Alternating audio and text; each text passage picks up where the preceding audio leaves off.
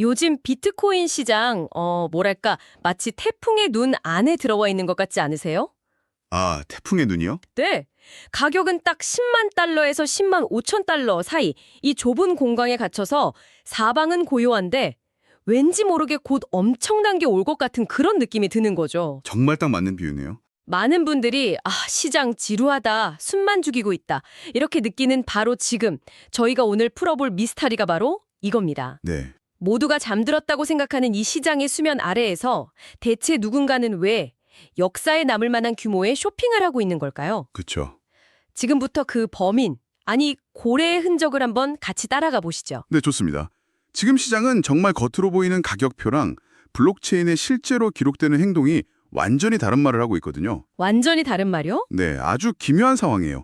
말씀하신 대로 전통금융 창구인 ETF에서는 돈이 빠져나가는 것처럼 보이는데 정작 블록체인 위에서는 거대한 자본이 비트코인을 뭐랄까 블랙홀처럼 빨아들이고 있어요. 와, 블랙홀처럼. 그래서 이 두 가지 상반된 신호를 제대로 해석하려면 각기 다른 퍼즐 조각들을 다 맞춰봐야 합니다. 퍼즐 조각들이라면 구체적으로 어떤 것들을 말하는 걸까요? 예를 들면 ETF의 자금 흐름, 그리고 고래들의 진짜 의도, 또 선물 시장의 판도 변화, 그리고 이 모든 걸 감싸고 있는 거시경제의 바람 방향까지요. 거시경제까지? 네, 이 전체 그림을 완성했을 때 비로소 지금의 이 고요함이 정말 폭풍 전야인지 아니면 그냥 긴 횡보의 시작인지 그 실체가 보일 겁니다. 네, 좋습니다. 바로 그 상반된 퍼즐 조각부터 한번 맞춰보죠.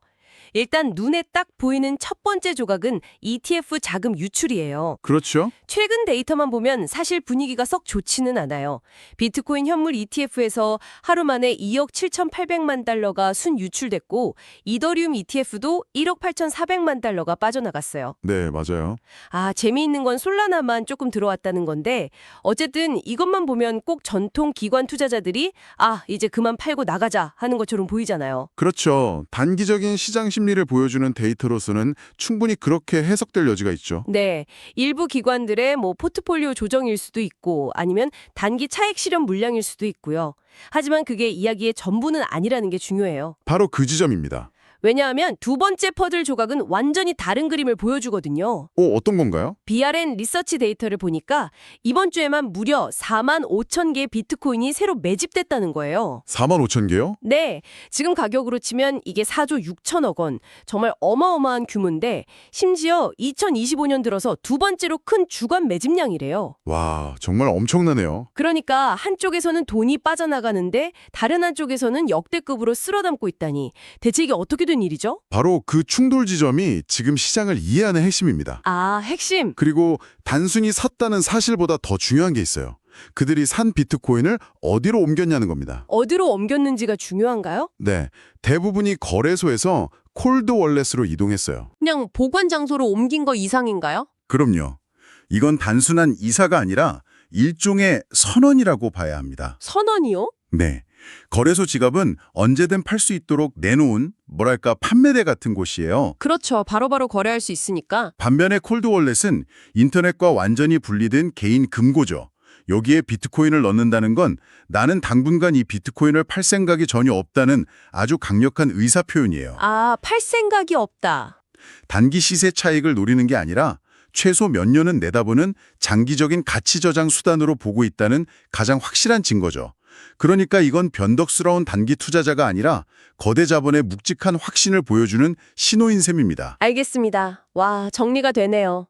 그러니까 ETF에서 나가는 돈은 단기적인 파도 같은 거라면 콜드월렛으로 들어가는 돈은 조류의 방향 자체를 보여주는 거대한 흐름이다. 이런 말씀이시군요. 정확합니다. 그런데 이게 더 흥미로운 지점인데요.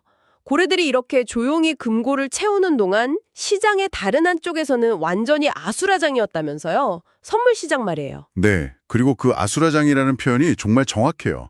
말 그대로 시장의 체질을 바꾸는 수준의 대규모 정리가 일어났거든요. 체질을 바꿀 정도요? 네. 그리고 고래들의 움직임과 이 선물 시장의 정리가 거의 같은 시간에 일어났다는 건 절대 우연이 아니라고 봅니다. 데이터를 보니까 선물 시장의 미결제 약정, 그러니까 청산되지 않은 포지션 총액이 640억 달러에서 420억 달러로 무려 34%나 급감했어요. 네, 엄청나게 줄었죠. 이 과정에서 5억 8천만 달러, 우리 돈으로 거의 8천억 원어치 포지션이 강제 청산됐는데 대부분이 과도한 빚을 내서 상승에 베팅했던 롱 포지션들이었고요. 맞습니다. 이걸 업계에서는 레버리지 플러시아웃이라고 부르는데요. 레버리지 플러시아웃? 네, 쉽게 말해서 시장이 스스로 건강검진을 하고 과도한 지방을 쫙 빼내는 과정이에요. 아, 건강검진? 빚내서 투자한 투기성 자금이 너무 많아지면 시장이 작은 충격에도 크게 휘청이거든요. 근데 이런 거품을 한번 싹 걷어내고 나면 시장의 기초 체력이 훨씬 단단해지죠. 아하, 이제 그림이 딱 맞춰지네요. 그러니까 단기 투기꾼들이 레버리지 파티를 벌이다가 시장에서 쫓겨나는 네, 바로 그 순간이에요. 진짜 장기 투자자인 고래들이 지금이 바로 기회다 하면서 조용히 들어와서 그 텅 빈 자리를 채우고 있는 형국이군요. 와, 타이밍이 정말 예술인데요. 바로 그거예요. 똑똑한 자본, 소위 스마트머니는 항상 이렇게 시장이 한번 깨끗하게 청소된 시점을 노립니다. 아, 깨끗해진 시장? 네, 투기꾼들이 남긴 혼란이 정리된 구조적으로 훨씬 건강해진 시장에 조용히 발을 담그는 거죠. 와, 정말 흥미로운 그림이네요. 그럼 온체인 데이터를 조금 더 깊게 들여다보면 지금 시장이 왜 이렇게 팽팽한 균형을 이루고 있는지도 알 수 있겠어요? 그렇죠. 글라스노드 데이터를 보니까 현재 가격대인 10만 달러 근처에서는 매도자 피로감 현상이 아주 뚜렷하다고 해요. 네, 그건 마치 꽉 짜낸 수건 같다고 보시면 돼요. 꽉 짜낸 수건요. 더 이상 짜낼 물건과 매도 물량이 거의 남아있지 않은 상태라는 거죠. 팔 사람들은 이 가격대에서 웬만큼 다 팔았기 때문에 여기서 가격이 더 떨어지기는 쉽지 않은 강력한 지지선이 형성된 겁니다. 아하, 반면에 위쪽으로는 10만 6천 달러에서 11만 달러 사이에 아주 두터운 공급벽, 저항선이 버티고 있고요. 맞아요. 이 가격만 되면 팔려고 기다리는 물량이 많다는 뜻이겠죠. 결국 아래에서는 더는 못 팔겠다는 힘이, 위에서는 여기서는 팔겠다는 힘이 줄다리기를 하면서 지금의 이 조용한 균형을 만들고 있는 거네요. 정확합니다. 그리고 고래들이 바로 이 팽팽한 고요함 속에서 움직이는 결정적인 이유를 최근 거시경제 환경의 변화에서 찾을 수 있어요. 거시경제요? 네, 왜 하필 지금이냐는 질문에 대한 가장 중요한 답이 바로 여기에 있죠. 잠시만요. 거시경제가 좋아진다고요? 아니, 불과 몇 주 전까지만 해도 다들 경기 침체 걱정하고 있지 않았나요? 그 사이에 대체 뭐가 그렇게 바뀐 거죠? 아주 좋은 질문입니다. 극적인 변화가 두 가지 있었어요. 두 가지나요? 첫째는 돈의 흐름, 즉 유동성이 다시 풀리기 시작했다는 겁니다. 41일이나 끌었던 미국 정부 셧다운이 드디어 끝나면서 예산안이 통과됐거든요. 아, 셧다운 종료. 이게 왜 중요하냐면 그동안 멈춰있던 약 40조 원 규모의 정부 자금이 다시 시장에 공급되기 시작했다는 신호예요. 시장에 마르지 않는 샘물이 다시 흐르기 시작한 거죠. 아, 시장에 돈이 다시 돌기 시작했다. 그렇죠. 그리고 두 번째는 지정학적 리스크가 줄었다는 점이에요. 한동안 꽁꽁 얼어붙었던 미중 관계에서 해빙의 조짐이 보이고 있습니다. 미중 관계도요?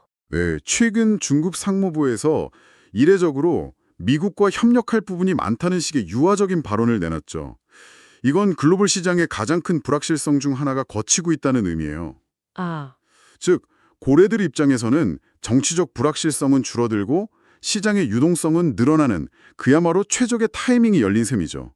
이 변곡점을 놓치지 않고 움직이고 있는 겁니다. 자, 그럼 지금까지 나온 조각들을 다 맞춰보면 그림이 아주 선명해지네요.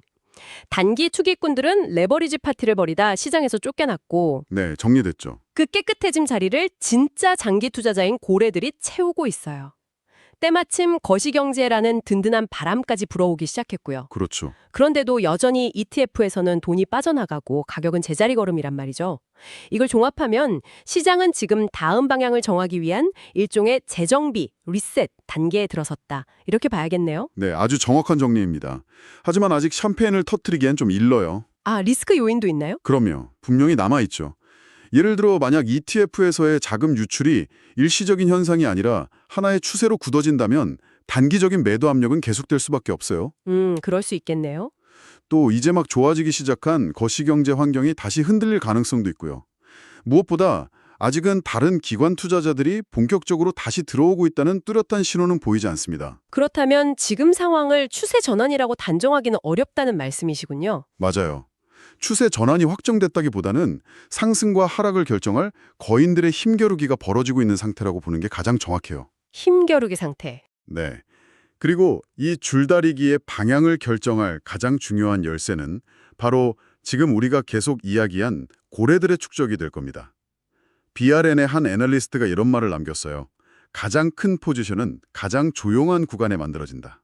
와, 인상 깊은 말이네요. 지금 우리가 목격하고 있는 이 고요함이 바로 그런 순간일 수 있다는 점을 기억해야 합니다. 오늘은 겉보기엔 잔잔하지만 그 내부에서는 거대한 자본의 이동이 벌어지고 있는 비트코인 시장의 이면을 깊이 들여다봤습니다.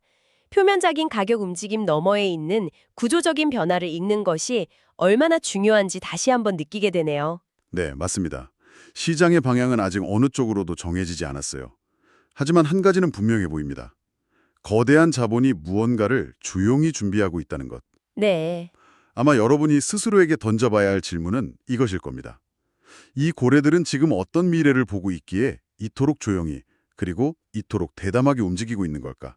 그 답을 찾아가는 과정이 앞으로 시장을 보는 중요한 관점이 될 거예요. 시청해주셔서 감사합니다.